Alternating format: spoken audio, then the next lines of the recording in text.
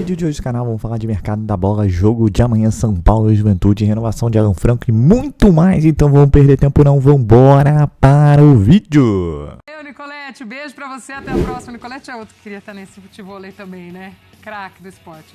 Ó, vamos falar de São Paulo agora, outro que viaja também nessa rodada de Campeonato Brasileiro, e o Edu Afonso chegando conosco e as informações do time de Hernan Crespo. Tudo bem, Edu? Bem-vindo, amigo. Beijo pra você.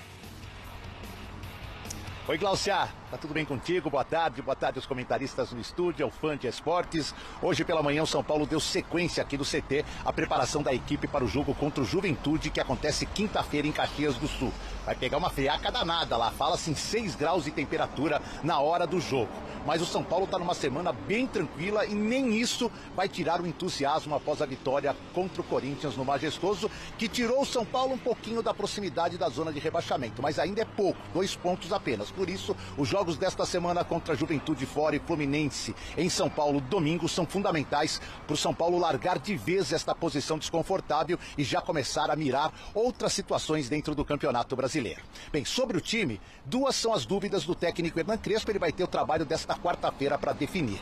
O Enzo Dias teve um mal-estar no aquecimento, sábado foi substituído pelo Wendel, que jogou bem, talvez a melhor partida dele com a camisa tricolor, deu assistência para um dos gols do Luciano e por isso, como o Enzo Dias já voltou a trabalhar, quem será o escolhido passa por esse treino de quarta-feira. E para a vaga do Oscar, que saiu logo com 15 minutos, uma lesão séria nas vértebras, vai perder de 4 a 8 semanas. Pode ser o Alisson, que entrou bem nessa posição, ou pode o Crespo, de repente, colocar um terceiro atacante. Ferreirinha, Lucas Ferreira, Dineno, tem muita gente de olho nesta posição. Mas a tendência é que não, é que o esquema 3-5-2 seja mantido. Além do Enzo, também o Mike, lateral direito, que se contundiu na base, está de volta, está treinando durante a semana e é uma opção para o lugar do Cedric, que é o único lateral direito de ofício do atual elenco do São Paulo. Dito isso, o São Paulo está no mercado para reforçar a equipe. São Paulo precisa de um lateral direito, precisa de um zagueiro e agora com a lesão do Oscar quer também um meio-campista ofensivo. Mas não há dinheiro para 3 contratações. Então qual pode ser a solução, Glaucia? De repente achar um lateral direito que também jogue de zagueiro, um zagueiro destro, e com uma só contratação ocupar as 2 posições de defesa. Mais ou menos a história do Ferrarese, que é zagueiro, mas joga também de lateral direito. Só que ao contrário, um lateral direito que jogue como zagueiro. Se o São Paulo conseguir isso, sobrará mais dinheiro para tentar este meio-campista para ser aí uma opção ao Oscar durante a sua ausência. Ou então, o Hernan Crespo terá que esperar a recuperação total do Lucas Moura, que joga nesta posição de meio de campo. Dito isso, o São Paulo tem, na verdade, assim, para contar como reforço, o Gonçalo Tapia. Ele jogou só 12 minutos contra a equipe do Corinthians, tinha sido anunciado um dia antes, mas agora treinou mais essa semana, está bem entrosado, foi apresentado ontem e passa a ser mais uma opção ofensiva para o técnico São Paulino. É isso. Beleza? Bom, vamos falar sobre a renovação de contrato do Alan Franco, que está encaminhada. Ah, mas não assinou ainda? Não, não assinou ainda, mas ela está encaminhada. Todos os passos, né, do jogador de contrato com o São Paulo já está tudo, né, já está tudo feito. Tempo de contrato, salário novo, luvas, tudo isso já tem um acordo, tudo isso já tem um ok, um aperto de mão entre a diretoria do São Paulo e o jogador. O contrato dele vai até o fim de 2028, o novo contrato que vai ser assinado é até o fim de 2028, a questão das luvas, a questão salarial, tudo ok. O que está faltando para o São Paulo anunciar a renovação de contrato do Alan Franco? Falta o acerto final da dívida que tinha com os empresários. Então, São Paulo propôs um parcelamento, né, de uma dívida que chega perto ali de 2 milhões de reais, né, um pouco mais de 2 milhões de reais. São Paulo propõe um parcelamento, né, uma parte, né, uma entrada, como se fosse assim, e um parcelamento. E isso não deve ser problema para atrapalhar a renovação de contrato do Alan Franco. São coisas distintas. Lembrando que essa dívida que o São Paulo tem com os agentes é de quando ele chegou da MLS, né, no primeiro contrato dele. Mas isso já está sendo discutido, já está sendo praticamente já acertado. E aí sim o Alan Franco assinaria o seu novo contrato. Repito, com o jogador já está tudo acertado. Tempo de contrato, bases salariais, luvas e premiações. Isso com o jogador já está tudo certo, só falta ele assinar. Para assinar é essa questão que, repito, com quem eu conversei, as partes envolvidas nessa negociação, não é isso que vai atrapalhar ou atrasar a renovação de contrato do Alan Franco. O que contou muito para o São Paulo conseguir chegar a esse acordo com o jogador? A vontade, né, do Alan Franco. O Alan Franco deixou muito claro isso para a direção nas reuniões, de que não queria assinar pré-contrato, que não tinha negociação com nenhum clube, que queria sim ficar no São Paulo, né? Se sente muito bem no São Paulo, é querido pela torcida, é titular absoluto do time, tá jogando muita bola. Aliás, fez uma partidaça contra o Corinthians no final de semana lá no Morumbi, na vitória do São Paulo, e é um jogador que tem assim já uma identificação com o clube, uma identificação com a torcida do São Paulo. O Alan Franco representa muito ali dentro de campo e é um jogador que cresceu demais nas últimas temporadas. Mas tinha especulação de Palmeiras, que podia entrar na briga, assinar pré-contrato, o Cruzeiro, outros clubes, nada disso. Tudo muito no campo da especulação, segundo a minha fonte, pessoas muito próximas ao Alan Franco, que ele nunca sequer abriu conversas com nenhum clube. Obviamente, tinha um mercado que observava essa situação, né, que observava como é que se desenvolveria essa questão de renovação ou não com o São Paulo, mas até aí era muito mais um movimento de mercado para o Alan Franco do que do Alan Franco para o mercado. Então, essa coisa, ela é tão curiosa, para brincar um pouco, porque os caras estão brigando aqui. Essa coisa de ter duas necessidades, se você tentar preenchê-la com um jogador, ela vem sendo a tônica do São Paulo nessa temporada. Porém, isso. Não é verdade, vou te explicar o histórico. A cada lesão de algum jogador importante, o pensamento de direcionamento é para um cara que faça as duas funções mais carentes. Exemplo, o São Paulo ia contratar o Thiago Mendes, que hoje está no Vasco. Por que o São Paulo ia contratar o Thiago Mendes? Porque o Alisson e o Pablo estavam machucados, o Marcos Antônio talvez não ficasse, e o Thiago Mendes poderia ser um cara que joga nas 3 posições no meio de campo e às vezes na lateral direita, que o São Paulo ia perder o Igor Vinícius. Aí, o que acontece? Se machuca, tem a ruptura do cruzado do Caleri. Aí, putz, entre contratar o Thiago Mendes, que faz isso, e um centroavante, se não tem um centroavante e tal, não, vamos contratar, vamos investir dinheiro do Thiago Mendes no Dineno. Aí vai. Agora, a lacuna maior é a zaga e a lateral direita, porque saíram o Igor Vinícius e o Juan Tressoldi, né? Um era lateral e o outro era zagueiro. Eles eram 2, né? Pois bem, quando o São Paulo estava preparado para investir mais num lateral e num zagueiro, o Rian Francisco rompe o cruzado na base, que era o segundo atacante. O São Paulo, na época, queria um lateral, um zagueiro e um atacante de lado, já que já tinha vendido o William Gomes, o Matheus Alves estava sendo vendido. Pensou até no Sousa lá do Palmeiras, achando que o Casares estava bem com o Marinax, que é o dono do Nottingham Forest. Enfim, quando machuca o Rian, vamos no mercado um atacante que faça o lado, mas também faça o centro, o Tapia. Então o Tapia joga de lado, mas se quebrar o galho, como foi contra o Corinthians, ele vai de centro, porque não tem nem o Caleri e nem o Rian. E aí, não sobrou dinheiro para 2, nem para o lateral, nem para o zagueiro. Então tem que ser um cara que faça as duas coisas, tipo o Ferrarese. Pensa bem, se o São Paulo está jogando, não servia o Ferrarese de lateral anteriormente, no Zebeldia, porque o Ferrarese não é um lateral que avança. Então não dá para cobrir 2 posições com uma pessoa só, por mais versátil que ela seja, não dá. Então assim, né, essa é a formação do elenco para essa temporada, né? Que é um elenco que tem algumas virtudes, mas é um elenco imaginário, né? Porque nunca estão todos reunidos. Agora o Oscar vai ficar fora por 2 meses. E o São Paulo, aí eu acho que esse é o dilema, como a gente estava discutindo. O Palmeiras tem condição de, mesmo não estando jogando bem, de caminhar nas 3 frentes, sonhando com as 3 frentes. O São Paulo está disputando as mesmas competições do Palmeiras, com um elenco que parece que são outras séries. A única coisa comum é que eles ocupam o mesmo lugar na Barra Funda de treinos e são clubes da capital. Podem até fazer um jogo parelho. E estão disputando as mesmas competições. O São Paulo tem que fazer opção. O São Paulo não tem o Corinthians no mata-mata da Copa do Brasil, né? Que é o adversário do Palmeiras, que é um clássico que se impõe. Pelo que eu entendi, o Flamengo... Olha lá, o São Paulo está mais, pela política de contratações, jogadores em final de contrato mais velhos, mais parecido com o Flamengo, para você ter uma ideia, do que com o Palmeiras.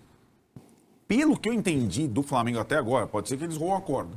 O Flamengo, na Copa do Brasil, contra o Atlético, ele vai colocar um time alternativo.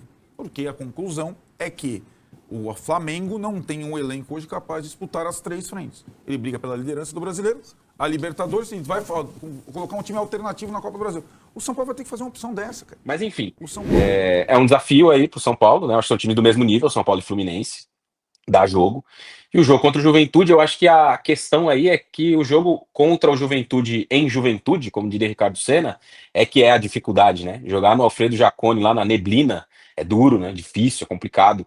Então eu acho que isso pode oferecer algum perigo aí dentro desse jogo. Em condições normais, o São Paulo teria tudo para vencer o Juventude. Mas a gente também não pode perder de vista que no ano passado o São Paulo fez 1 ponto em 6 contra o Juventude, né? E não jogou no Alfredo Jaconi nenhuma vez. Ele empata em Brasília, e para mim empata com um gol muito mal anulado do Juventude. O Juventude poderia ter ganhado aquele jogo. E ele perde o jogo em casa pro Juventude. Tudo bem que já era muito fim do campeonato, São Paulo já tinha dado uma largada, né? E o Juventude estava ali brigando para não cair ainda. Mas na temporada passada, o São Paulo fez 1 ponto em 6 contra o Juventude. Vai precisar de um outro espírito, uma Raí, outra. Mas assim, não dá para imaginar o São Paulo sendo eliminado pelo Atlético Paranaense. E eu acho que dentro desse cenário do elenco curto, da dificuldade em gerir as 3 competições, o duelo contra o Atlético vem também em um bom momento, né? Porque na Libertadores já vai ser um jogo duro, né? Libertadores vai ser um jogo muito difícil. Agora, para complementar, sobre o jogo do Juventude, eu acho que tem que manter, como disse o Crespo na última, praticamente a última frase ali da entrevista coletiva dele, né? Encontrou-se um caminho, tem que seguir por esse caminho. Não dá para você fazer o jogo que fez no sábado e fazer um jogo completamente diferente na quinta-feira. Eu sei que não é um clássico, não tem a mesma mobilização, não vai ter o estádio cheio a favor, mas, cara, tem que trazer muita coisa daquele jogo lá para esse jogo da quinta-feira e para o jogo do domingo. Eu sei que não é possível manter a mesma pegada em todos os jogos, né? Mas, assim, é importante que algumas coisas sejam repetidas para que o time tenha um desempenho parecido. Pessoal, São Paulo amanhã joga o jogo importantíssimo, jogo de 6 pontos, como diriam os mais antigos, né?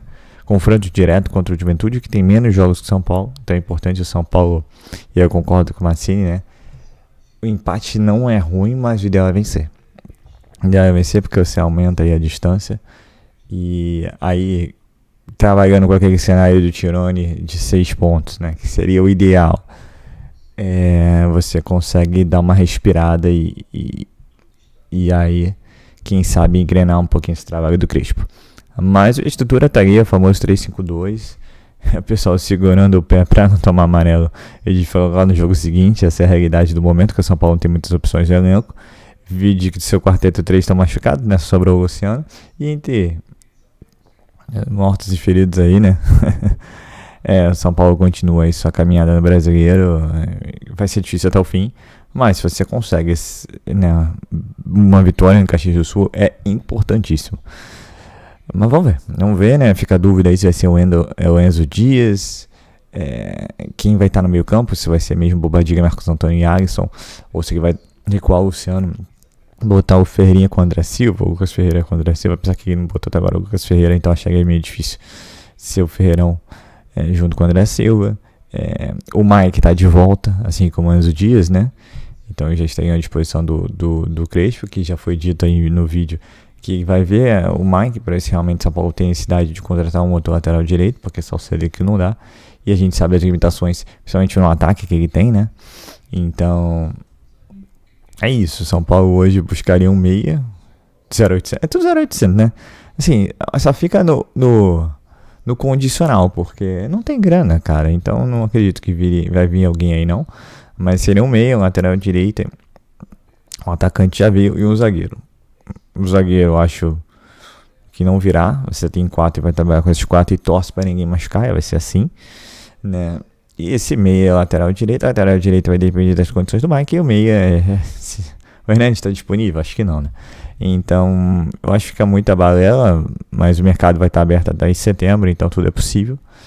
E, bem, vamos continuar aí torcendo pelos que estão em campo, né? Estão jogando. Então a escalação, fica a grande dúvida, no meio campo e na lateral esquerda, pela boa partida do Wendel, né? Então vai ser um jogo em ambiente hostil, literalmente, 6 graus, muito frio, aquela neblina, se não estiver chovendo, grama alta. Cara, o São Paulo tem muita dificuldade de jogar lá. Ano passado, como foi dito em vídeo também, o São Paulo tirou 1 ponto de 6. Tudo bem que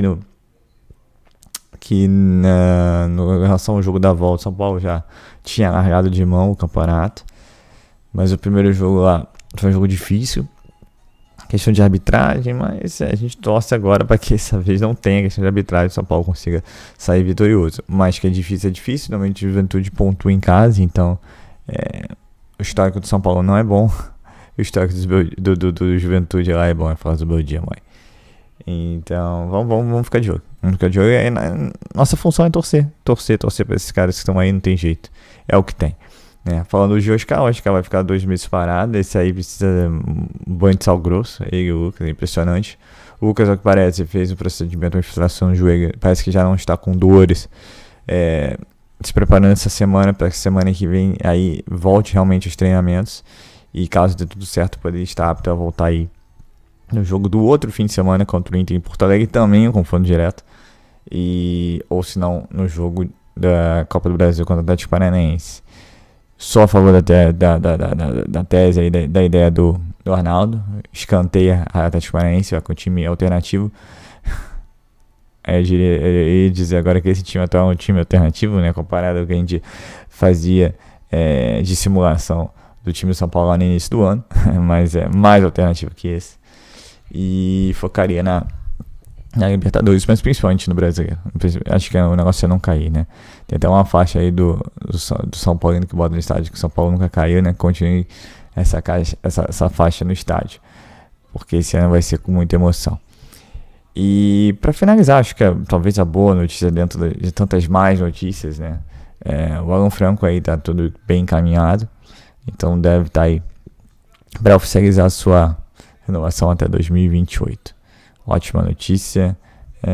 Mantém um bom zagueiro que tem sido o melhor zagueiro do São Paulo, né? Apesar que o último jogo, diríamos que a Arboleda facilmente foi o melhor. E, bom, é isso, né? O São Paulo aí agora, foco total no Campeonato Brasileiro nessa semana. E buscar pontuar o máximo possível. Já perdeu pontos demais lá atrás. A gente espera aí que o Crespo estabilize e o São Paulo continue, principalmente com a forma de jogar que jogou contra o Corinthians, né? Com muita vontade, erro zero e acerto, né? Principalmente acerto, a bola dentro da rede, para que possa aí rapidamente se afastar. Então é isso, pessoal. Eu sou Marcelo Mazurra do canal Mazurra SPFC. E se você quer ficar ligado nas últimas, nas notícias, na novidade de São Paulo Futebol Clube, não deixe de inscrever no canal, ativar o sininho para notificações. Se puder nesse vídeo, como eu sempre peço, deixa aquele likezão, tá ok? Saudações e cores, uma ótima quarta-feira a todos e valeu!